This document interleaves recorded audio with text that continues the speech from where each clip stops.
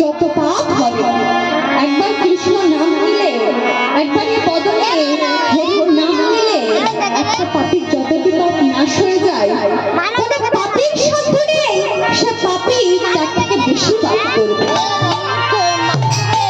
ও মায়েরা, তবে আপনারা যেন ভাববেন না যে ইচ্ছা মতো পাপ করবো আর ঘরেতে গিয়ে হরে কৃষ্ণের নাম নেবো। সেটা হবে না। কৃষ্ণ নামে কোন পাপ নাশ হয়? আমরা নিজেদের অজান্তে নিজেদের ভুলে করে ফেলি, একমাত্র সেই পাপগুলো আমাদের কৃষ্ণ নামে নাশ হয়। আচ্ছা মায়েরা, আপনাদের সবাই কণ্ঠে কি তুলসী কাষ্ঠের মালা আছে? মায়েরা আছে? কোন কোন মায়েদের আছে দেখি হাত তুলুন। এদিকে কারণ নেই? আছে? আমার তুলসী কাষ্ঠের মালা বলতে কি হয়? কি হয়? পড়েছেন কেন?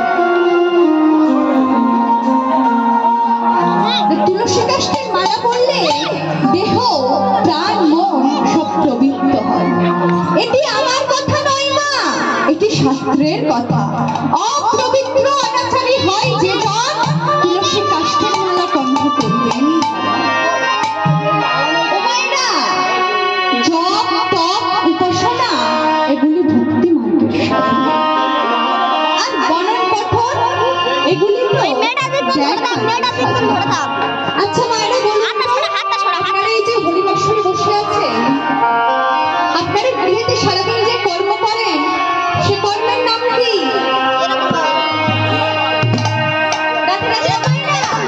সারাদিন আপনারা গৃহেতে যে কর্ম করেন কর্মের নাম কি?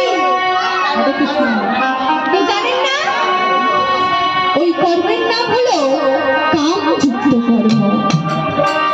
আর আমরা ভগবানের জন্য এ মন প্রাণ দিয়ে যে কর্ম করি সে কর্মের নাম হলো প্রেমযুক্ত কর্ম। এই কর্মে কিন্তু কোনো কাম থাকলে হবে না। তাই ভক্তি